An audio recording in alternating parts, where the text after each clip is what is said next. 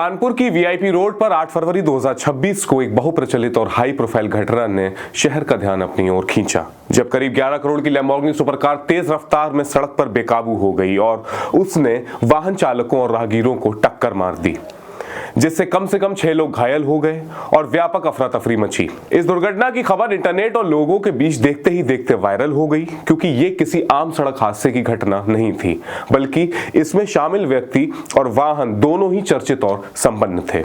कई लोगों ने कहा कि पहले इस एक्सीडेंट के बाद पुलिस का रवैया नरम रहा, क्योंकि तुरंत गिरफ्तारियां नहीं हुई और इससे ये आरोप उठने लगे कि रसूखदार व्यक्ति को बचाया जा रहा है। इस बीच संबंधित थाना प्रभारी को भी लापरवाही के आरोप में लाइन हाजिर कर दिया गया था और मामला तेजी से सुर्खियों में छा गया। जांच में यह सामने आया कि लैम्बोर्गिनी उसी कानपुर के धनी तंबाकू कारोबारी के बेटे शिवम मिश्रा से जुड़ी थी, जो बंशीधर टोबैको ग्रुप के मालिक के मिश्रा के पुत्र हैं और कारोबारी समुदाय में जाना पहचाना नाम है। दुर्घटना स्थल पर मौजूद सीसीटीवी फुटेज और गवाहों की कथाओं के अनुसार कार ने सबसे पहले एक ऑटो रिक्शा को टक्कर मारी और फिर सड़क किनारे एक खड़ी हुई बुलेट मोटरसाइकिल और उसके सवार को भी गंभीर रूप से प्रभावित किया, जिससे भीड़ में अफरा तफरी मच गई। इस फुटेज में कार के ड्राइविंग सीट पर एक व्यक्ति को निकलते हुए भी देखा गया, जिसे बाद में पुलिस ने शिवम के रूप में पहचाना। इस घटना के बाद शिवम मिश्रा का नाम एफआईआर में दर्ज किया गया और पुलिस ने मामले की जांच तेज कर दी। शुरुआती दिनों में पुलिस ने मामले को गंभीरता से लेते हुए कई टीमों को छानबीन के लिए लगाया और स्थानीय वरिष्ठ पुलिस अधिकारी भी जांच में व्यक्तिगत रूप से शामिल हुए।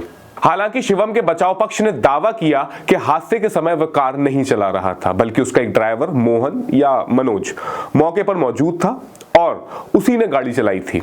मोहन ने अदालत में हलफनामा भी दायर किया कि वह हादसे के समय ड्राइविंग सीट पर था और शिवम पीछे बैठे थे और अचानक उसकी तबीयत बिगड़ने से दुर्घटना हुई। बचाव पक्ष का कहना था कि अगर शिवम गाड़ी नहीं चला रहा था तो उस पर सीधे आपराधिक आरोप नहीं लगाया जाना चाहिए।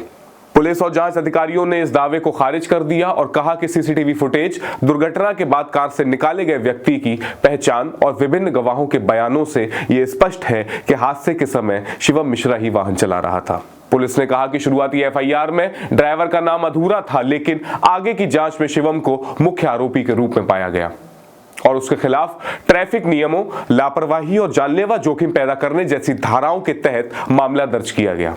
पुलिस कमिश्नर और वरिष्ठ अधिकारी भी मीडिया से बयान देते हुए इस बात पर जोर दे रहे हैं कि सभी सबूतों को ध्यान में रखते हुए आगे की कार्रवाई की जाएगी। जैसे जैसे मामला आगे बढ़ा, कानपुर पुलिस ने शिवम मिश्रा को गिरफ्तार किया। पुलिस ने लोगों के विभिन्न सवालों और प्रतिक्रिया के बीच उसके खिलाफ गिरफ्तारी की कार्रवाई की, ये कहते हुए कि जांच टीम के पास पर्याप्त सबूत हैं। गिरफ्तारी के बाद शिवम को कानपुर डिस्ट्रिक्ट और सेशन कोर्ट में पेश किया गया और पुलिस ने उसकी 14 दिन की न्यायिक हिरासत की मांग की। कोर्ट ने पुलिस की इस अर्जी को खारिज कर दिया और कहा कि पुलिस ये स्पष्ट नहीं कर पा रही है कि हिरासत क्यों आवश्यक है, खासकर जब पीड़ित पक्ष पहले ही समझौता कर चुका है। इस पर कोर्ट ने 20,000 रुपए के निजी मुचलके पर शिवम को जमानत दे दी और कहा कि जांच प्रक्रिया में वो जांच में सहयोग करे और किसी को धमकाए नहीं। अदालत के इस फैसले ने कई लोगों को चौंका दिया, क्योंकि ये हाई प्रोफाइल मामला था और आमतौर पर ऐसे मामलों में न्यायिक रिमांड की मांग स्वीकार की जाती है।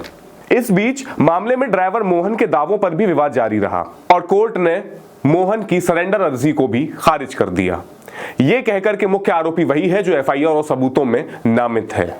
कोर्ट ने कहा कि जांच रिपोर्ट, सीसीटीवी प्रतिक्रियाएं और घटना स्थल पर मिले अन्य दस्तावेज ये संकेत देते हैं कि शिवम ही कार चला रहा था और मोहन के दावे को ठोस आधार के बिना स्वीकार नहीं किया जा सकता। यह स्थिति इस केस को और पेचीदा बनाती है और दर्शाती है कि बचाव पक्ष और जांच टीम के बीच मतभेद स्पष्ट रूप से सामने है।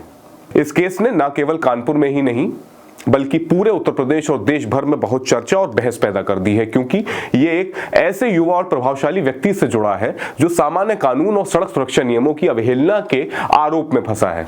सोशल मीडिया पर लोगों ने इस मामले को लेकर अलग अलग राय दी है। कुछ ये मानते हैं कि उच्च वर्ग के लोगों को कानून के सामने अनुपातिक रूप से जवाबदेह बनाया जाना चाहिए, जबकि कुछ का कहना है कि मामले में जल्दबाजी में निष्कर्ष नहीं निकाले जाने चाहिए और पूरी न्यायिक प्रक्रिया को सम्मान देना चाहिए। कुल मिलाकर कानपुर लैम्बोर्गिनी केस अभी भी जांच के दौर में है। शिवम मिश्रा को जमानत मिल चुकी है, लेकिन मुख्य आरोपों और जांच की प्रक्रिया जारी है।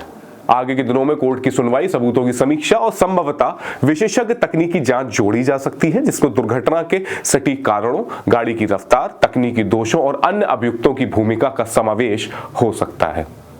यह मामला कानून और सामाजिक समानता के सिद्धांतों पर चल रहे व्यापक चर्चाओं में से एक बन गया है और इस पर आने वाले सप्ताहों में और भी अपडेट्स आने की उम्मीद है।